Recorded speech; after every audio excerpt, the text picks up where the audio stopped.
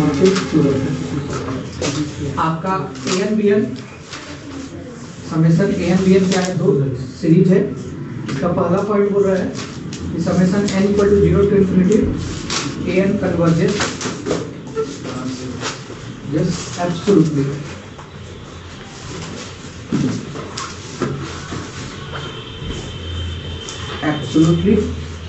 And d दिया हुआ है कि इसका लिमिट जो है summation 0 to n AN equal to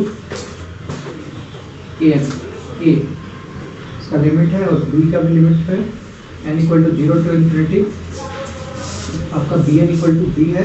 इसका लिमिट दोनों सीक्वेंस A और B का कन्वर्जेंट है, इतना बता दिया है। B पॉइंट नाउ D दिया हुआ है कि Cn इक्वल टू आपका डिफाइन है summation n equal to 0 to infinity और AN आपका है AI प्लस BJ।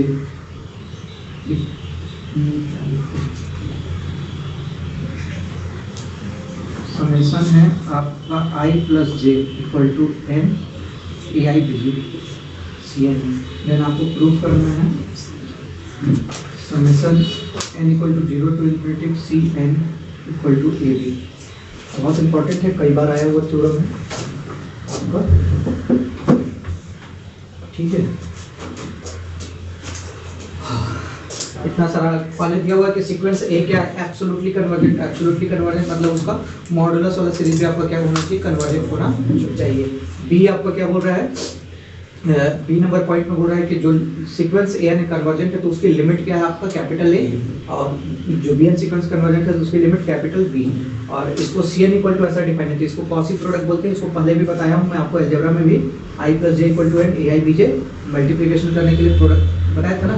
जब जीरो रखोगे तो i plus j equal to zero मतलब a zero b zero, one रखोगे तो 0 1 1 0 रहते थे इस तरीके से, तो उसी को यूज करना है। तो आपको बोल रहा है जो सीक्वेंस सी एन है वो कन्वर्ट करेगा ए इंटू बी पर, ठीक है।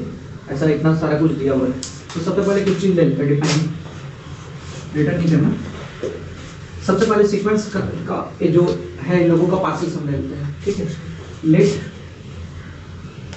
n इक्वल टू इस सीक्वेंस का पार्शियल सम क्या हो जाएगा, summation n equal to 0 to 0 से है ना, n equal to k equal to 0 to n, ठीक है।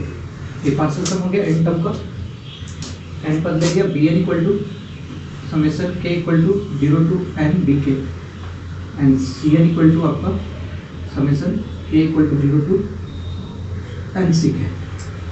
ये सारे ले लिया अपन an bn cn partial sum, ठीक होगा। कोई दिक्कत इसमें पार्शियल सम लेने में नहीं ना। नाउ n डिफाइन कर लेते हैं, और define beta equal to bn minus b। Beta equal to अपन क्या डिफाइन कर रहे हैं, bn माइनस b। उसको जीरो बनाने के लिए अगर इसकी लिमिट ले ले तो bn की लिमिट b आएगा, आपका सीक्वेंस है b माइनस b जीरो हो जाएगा तो बीटा, ठीक है। डिरिचलेट कंडीशन को फॉलो करें, ऐसा अपन डिफाइन कर रहे हैं ना। अब चलते हैं अपन cn के ऊपर। cn निकालना चाहें तो cn इक्वल टू क्या है, summation i plus j equal to n ai bj, ठीक है।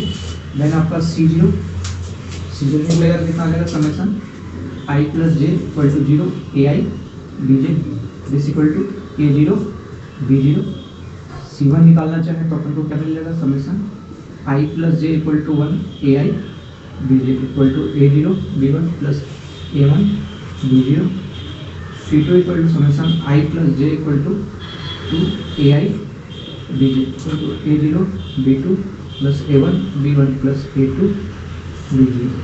दैट इज cn भी सिर्फ निकालोगे तो summation i plus j equal to क्या हो जाएगा, n ai bj equal to a0 bn plus a1 bn minus 1। That is last term आपको क्या मिलेगा, b का हो जाएगा a0 bn, ठीक है। an b0 एक बढ़ेगा घटेगा ना, ठीक है। ये हो गए सारे के सारे cns निकाल लिए ना। तो समेशन ऑफ cn पर इसका स्मॉल लेटर है ना, सब सारे के सारे जो सारे के सारे क्या है स्मॉल लेटर्स में cn इक्वल टू निकालते गए अपन, सी एन का फॉर्मूला है। अब आपका क्या सीरीज क्या दिया होगा, सी एन इक्वल टू ये वाला जो डिफाइन था इसको ले लिए थे ना अपन। अब capital C N equal to इतना टर्म है ना आपका, तो capital C N equal to क्या होगा, capital C N equal to C zero plus C one plus C two plus C N होगा ना, एन टर्म तक पूरा। इसको विस्तार कर दो तो याद रखना कैपिटल सी एन है, क्योंकि पार्सल सब की बात करें, स्मॉल सी एन थोड़ा सा अलग लिखते हैं। तो सी जीरो की value a zero b zero plus A zero B one plus A one B zero plus data dash लेते हैं, लास्ट टर्म ले लेंगे। लास्ट टर्म क्या हो जाएगा पूरा का पूरा आपका कहाँ गया, a zero b n plus A one b N minus one plus data dash plus A N b zero. ठीक है, तो सी एन इक्वल टू आपका क्या हो जाएगा, आपका ए जीरो को कॉमन निकालेगा तो क्या बनेगा, ए जीरो को कॉमन निकालो तो B zero B one B zero plus B one plus कहाँ तक बी एन तक। इसी तरीके से अगर मैं ए वन को कॉमन निकालूँ तो ए वन कहाँ से है, यहाँ से है, B zero plus B one plus कहाँ तक एन माइनस वन तक, एन तक गया था तो वो एक कम तक जाएगा ना, ठीक है, उससे पहले वाला पद आएगा प्लस डैश लास्ट पद क्या मिलेगा, ए जीरो बी एन पूरा आ गया, ए वन ले लिया, बी एन माइनस वन आ गया, तो लास्ट अगर ए एन होगा तो क्या मिलेगा, ए एन के साथ बी जीरो ओनली। ठीक है ना, then this is C N equal to A zero, this is B N, N पद है, बी एन इसको लेट किया ना, K equal to zero to N, ठीक है, 1 2 6 एन पद। ठीक है, प्लस इसको क्या लिख सकते हैं, a one b N minus one plus data dash आगे तरफ, तो इसको क्या लिख सकते हैं, ए एन बी जीरो। ठीक है, अगर जीरो पद लेंगे यहाँ पे जीरो रख दें तो बी जीरो ही तो मिलेगा ना सर, ये आ गया सी एन इक्वल टू। चलिए इसका नोट करिए, बहुत लंबा क्वेश्चन है, टफ नहीं रहेगा, आसान नहीं है। ठीक है, beta N equal to B N minus B, तो बी एन की वैल्यू कितना हो जाएगा, बीटा प्लस बी हो जाएगा, बी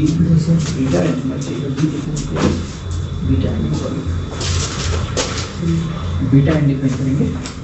ठीक है, तो इसके अकॉर्डिंग चले अपन तो ट्रांसफर करेंगे, तो बी एन की वैल्यू क्या आ जाएगा आपको, बीटा एन प्लस बी, तो आपका ए एन इक्वल टू क्या मिलेगा, a zero beta N plus b plus A one beta N minus one plus b. ठीक है, ऐसा मिलते जाएगा कंटिन्यू टर्म्स। तो प्लस ग्रेटेड लास्ट टर्म क्या मिलेगा आपको, a N beta zero plus b मिलेगा। इसको सॉल्व करेंगे, देन आप देखिएगा सी एन इक्वल टू, अगर मैं बी को कॉमन ले लूँ तो ए zero plus A one plus data dash A N के साथ बी मिलेगा, प्लस क्या क्या मिलने वाला है, देखिए ए जीरो के साथ बीटा एन आया, a zero beta N plus A one beta N minus one plus data dash last आ जाएगा ए एन बीटा जीरो, ये मिलने वाला है।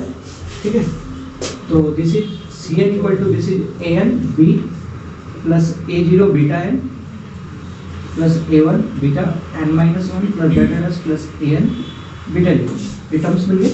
नाउ हम लोगों का टारगेट क्या है, हम लोगों को प्रूव करना था क्या कि जो सीक्वेंस सी है वो ए बी पे कन्वर्ज करता है, तो सीधी सी बात है, अगर मैं इसकी लिमिट ले लूँ तो ए बी बन जाएगा, ए बी बन जाएगा ना, क्योंकि इसकी लिमिट ए एन की लिमिट सीक्वेंस ए दिया हुआ है, तो अपन बहुत सारी लिमिट है, तो limit n tends to infinity C N equal to limit n tends to infinity A N B plus limit n tends to infinity A zero beta N plus A one beta N minus one plus data dash plus A N beta zero, ये अपन ले गया।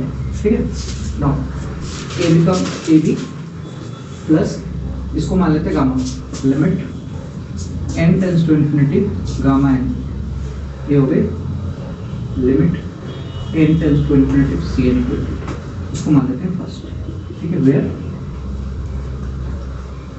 Gamma N equal to A zero beta N plus A one beta N minus one plus data dash plus A N beta zero. Okay, this अब क्या है आपका, हम लोगों को तो सिर्फ इतना प्रूव करना, मतलब गामा एन की लिमिट्स 0 होनी चाहिए, हम लोगों को प्रूव करना है। तो गामा एन की लिमिट 0 प्रूव करने के लिए आपको जो जो दिया हुआ है वो सब चीज़ों को यूज करने वाले हैं। Since sequence N is converges absolutely,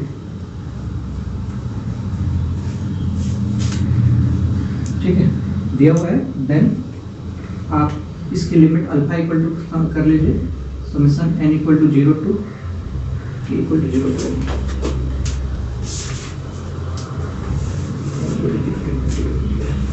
n equal to 0 to infinity mod of n। पहले बताया कि एब्सोल्यूट कन्वर्जेंट मतलब उसको मॉडुलस वाला सीरीज क्या होना चाहिए, कन्वर्जेंट होना चाहिए, ऐसा हम लोगों ने ले लिया, ठीक है। इसको मान लीजिए सेकंड नंबर। अब देखते हैं अपन, since Bn tends to be as n tends to infinite, Bn B के ऊपर कन्वर्ज करेगा जब उसकी लिमिट ले लें अपन इनफाइनाइट, तो ठीक है, then for given epsilon greater than 0 there exists a positive number capital N such that n is greater than equal to capital N. This implies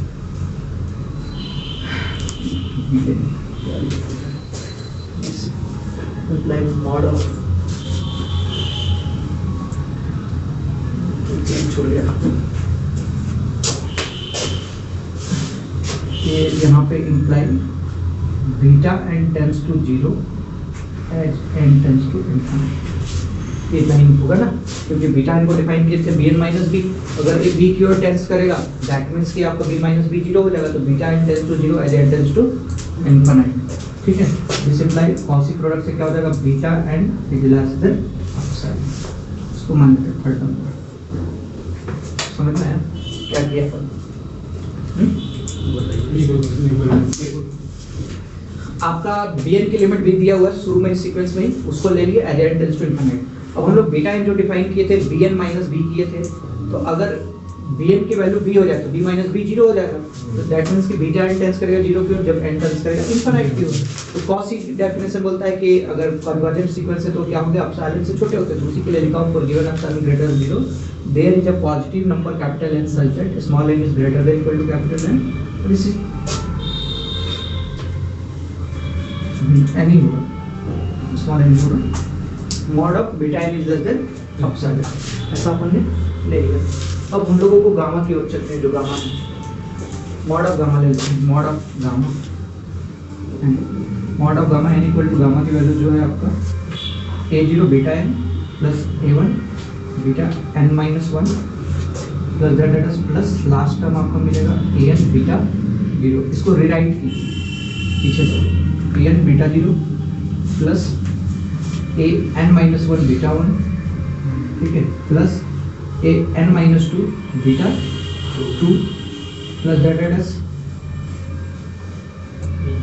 बीच में एक नंबर कभी कैपिटल लेना आएगा ना, ठीक है, तो वहां पे क्या हो जाएगा a कैपिटल N और बीटा क्या हो जाएगा n माइनस कैपिटल, एक कम करते जा रहे हैं ना n में, तो अगर देखो यहाँ पे अच्छे से यहाँ बीटा 1 था तो यहाँ n माइनस 1 हुआ, ठीक है, जो रखता है यहाँ n है, तो आप क्या लिखोगे, उल्टा लिखोगे, उल्टा लिखोगे, यहाँ small n minus capital N beta n, ठीक है ना, n माइनस 1 है n2, अगला next a n minus n plus 1 beta n plus 1, capital n को बीच में कहीं संख्या मान ली है, उसके चक्कर में ऐसा हो रहा है, plus delta dash last term reverse चल रहा है, यहाँ तक पहुंचेंगे अपन a0 बीटा n, ठीक है। तो इसको दो पार्ट में बांट लेते हैं अपन, n और n प्लस 1 दो पार्ट में बांटेंगे, तो this is less than equal to mod of an beta 0 plus a n minus 1 beta 1, that is last आपको यहाँ तक ले रहा हूँ मैं a n minus capital N beta n plus, ठीक है, प्लस आपका इसके बाद से चालू होगा, तो a n minus n plus 1 beta n plus 1 that is plus a0 beta n, ठीक है, ऐसा आएगा। Now this is less then, इसका मॉड ऑफ गामा एन की वैल्यू है, दिस इज लेस देन आपका ए में क्या है, an का मल्टीप्लाई an वाला सीक्वेंस है और बीटा 0 वाला सीक्वेंस है बीटा n माइनस n तक। तो a आपको बताया था इसको, तो a आपका इतना मिलेगा अपसाइलन। इसकी वैल्यू हम लोग क्या ले सकते हैं, अपसाइलन अल्फा, इतने की वैल्यू ले सकते हैं फर्स्ट ऑर्डर, क्योंकि अल्फा किसकी वैल्यू, मॉड ऑफ an की वैल्यू एब्सोल्यूट कन्वर्जेंस की। तो an वाला जितना भी होगा सबको मॉड ऑफ अल्फा लिख सकते हैं, ये अल्फा लिख सकते हैं, और जितना बीटा 0 वाले जितने टर्म्स होंगे सबको क्या लिख सकते हैं अपन, अपसाइलन लिख सकते हैं। तो अपसाइलन बचा ये वाला टर्म प्लस ए n माइनस n प्लस 1 वाला टर्म बचा beta n plus 1 plus that is plus a0 beta है, ठीक है। ये टर्म ठीक बचा हुआ है, यहाँ तक नोट कीजिए। ये वाला सेम रहेगा, an beta 0 plus a n minus 1 beta 1 plus A N minus capital N beta N, ये सेम रहेगा। ए ग्रेटर के लिए है, इसको क्या लिखेंगे अपन, अपसाइलन अल्फा, ठीक है। ए वाले टर्म क्योंकि define N is greater than capital N के लिए, तो कैपिटल एन से बड़े के लिए ए संख्या डिफाइन है आपका नीचे वाला, तो इस ए हो जाएगा अपसाइलन इनटू अल्फा के टर्म। आप चाहो तो इसमें का जो टर्म्स है ना फर्स्ट वाले में, ये भी आपको मॉड ऑफ अल्फा के बराबर है, लेकिन बीटा के बारे में कोई डिफाइन नहीं है कि बीटा वो क्या है, बीटा 1 से लेके n के बीच में, तो उसको अलग से लिखना होगा। ये गामा n की वैल्यू इतना आ गया, लास्ट लाइन को फिर से लिख रहा हूँ, mod of gamma n equal to आपको क्या है, mod of an beta 0 n minus 1 beta 1 plus that plus a n minus capital beta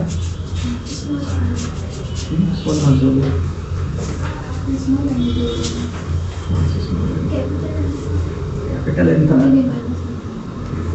यहाँ तो ठीक है, यहाँ कैपिटल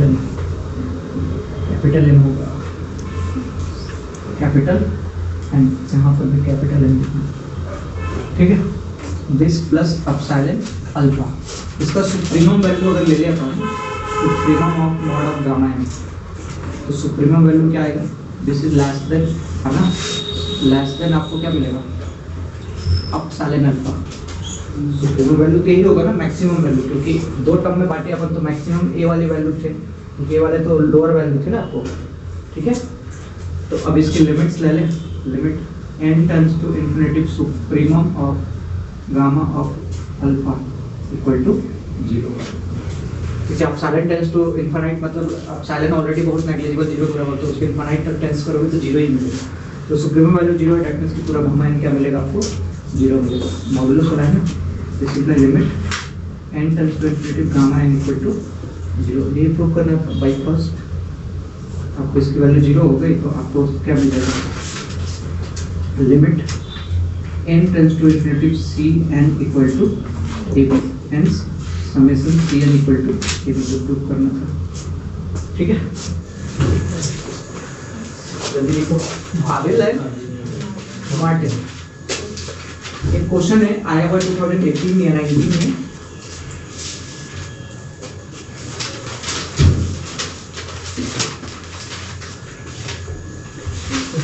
इस सीरीज को आपको प्रूव करना है कि कन्वर्जेंट है, ठीक है।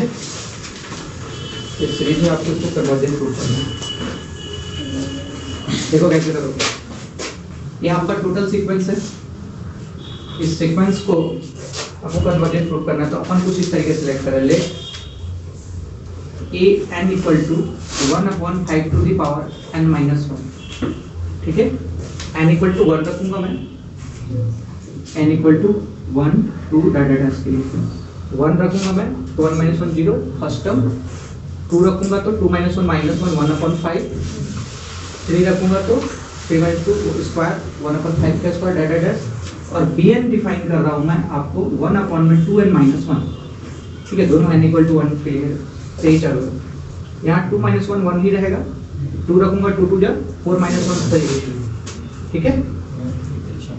चलिए उसके बाद 6 माइनस 1 5 फिर 7 आ रहा है, तो क्लियरली अपन लिख सकते हैं इस सीरीज को 1 माइनस 1/3 इंटू 5 प्लस 1/5 इंटू 5 का स्क्वायर माइनस 1/7 इंटू 5 का cube data dash equal to summation A N B N, ये भी इनफाइनाइट तक है।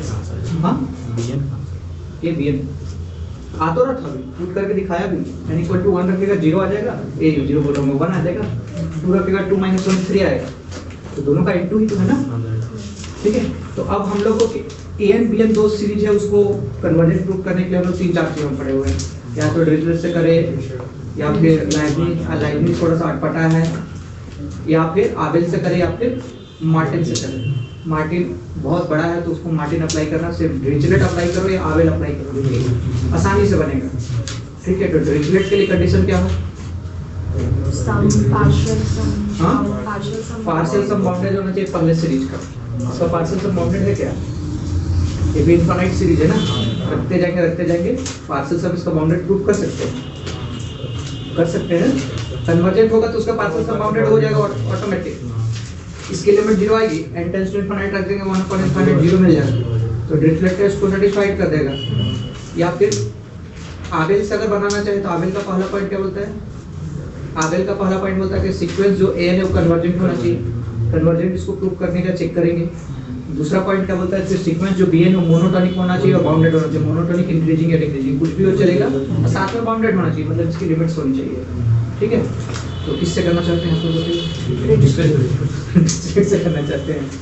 चलिए देखते हैं डिरिचलेट से इस क्वेश्चन को।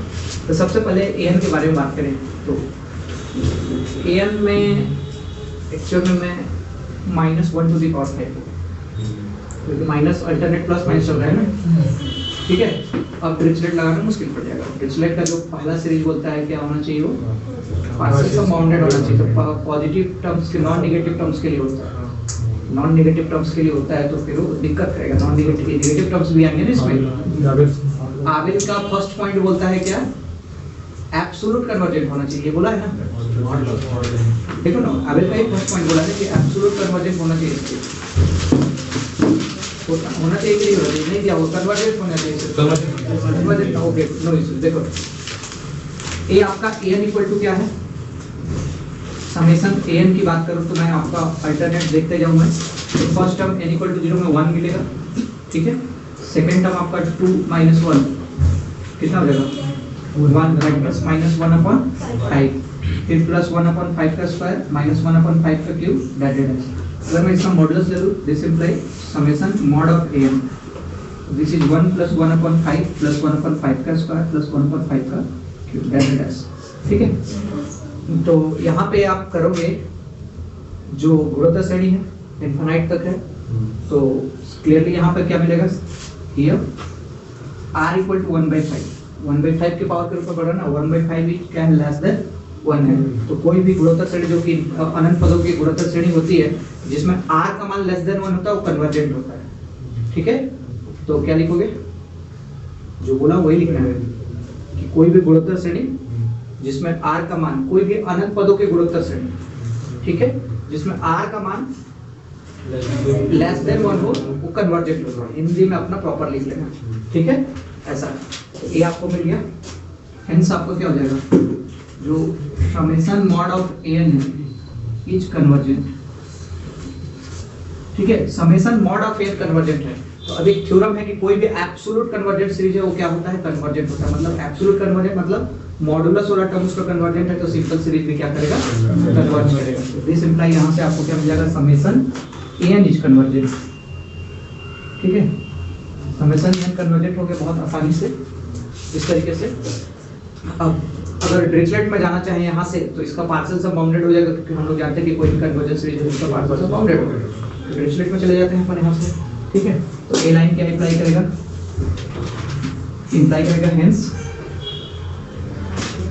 पार्शियल आबेल का क्वेश्चन, आबेल को फॉलो कर रहे थे तो फिर डिरिचलेट मैं अपने आबेल में आई नहीं हूँ। तो आबेल का भी फर्स्ट पॉइंट बोला था कि एब्सोल्यूट कन्वर्जेंस नहीं करते उसको, एब्सोल्यूट कन्वर्जेंस सिर्फ मार्टिन में दिया हुआ है, तो मार्टिन के साथ बहुत लंबा चले जाएगा, उससे बेटर है partial sum Sm of summation an is bounded, ठीक है। किसी से भी बनाओ सबसे बन जाएगा, इसको भी क्वेश्चन किसी भी टेस्ट से बनकर सब बन जाता है। पार्शियल सम आपका इसका Sn का बाउंडेड हो गया। नाउ आपका limit n tends to infinity bn equal to limit n tends to infinity 1/2n - 1 equal to 0। इसके लिमिट्स हो गए। और कुछ बोला था डिरिचलेट में? डिरिचलेट का फर्स्ट पॉइंट बोला था b0 is greater than equal to b1 is greater than equal to b हाँ दैट मोनोटोनिक डिक्रीजिंग। ये भी चेक करना पड़ेगा कि मोनोटोनिक डिक्रीजिंग है या नहीं है। मोनोटोनिक डिक्रीजिंग के लिए लेके चलते हैं ना। bn - bn + 1 equal to bn का value 1/2n - 1 -1/2n + 1 - 1 clear. This is 1/2n - 1 -1/2n + 1 LCM ले लीजिए 2n + 1 -2n - 1 अपॉन में 2n - 1 2n + 1 ठीक है। तो यहाँ से 2n कैंसिल हो जाएगा और +2 2 अपॉन में 2n - 1 2n + 1 which is greater than 0 ठीक है। तो सिंपली आपको क्या मिल गया bn - bn + 1 is greater than 0। This imply bn is greater than bn + 1। मतलब आगे वाले टर्म से पीछे वाला टर्म ही पढ़ा है, मोनोटोनिक डिक्रीजिंग है। हेंस जो सीक्वेंस bn है इज मोनोटोनिक डिक्रीजिंग ठीक है। तो अब क्या हो गया, सीक्वेंस an और bn मिलके डिरिचलेट कंडीशन को सैटिस्फाइड कर दिए। हेंस an * bn क्या हो जाएंगे, कन्वर्जेंट हो जाएंगे। क्या लिखोगे लास्ट लाइन? हाँ, चूंकि an और bn डिरिचलेट कंडीशन को सैटिस्फाइड करते हैं ठीक है। अतः an * bn क्या हो जाएगा, कन्वर्जेंट होगा। इंग्लिश में भी आप लिख पा चुका हूँ जैसे लिख सकते हो। यहाँ पे क्या लिखोगे, यह एक अनंत पदों की गुणोत्तर श्रेणी है जिसमें r = 1/5 है जो कि लेस देन 1 है। और हम जानते हैं कि कोई भी अनंत पदों की गुणोत्तर श्रेणी जिसमें r का मान 1 से छोटा हो वो क्या होता है, कन्वर्जेंट। समझ में आया? पूरा लाइन लिखोगे तो समझ में रहेगा, तो बाद में भूल जाओगे। तो ये चैप्टर यहीं पे खत्म करता है।